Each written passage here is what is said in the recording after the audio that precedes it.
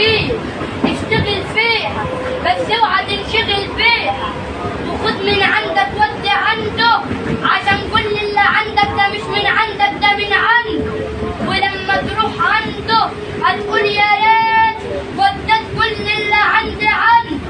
اسمع، الدنيا امتحان، فبص في ورقتك وما تنشغلش باللي حواليك، انشغل باللي عليك، يكفيك شر اللي حواليك، وانشغل بالدين يكفيك شر الشياطين، وتفوز يوم الدين.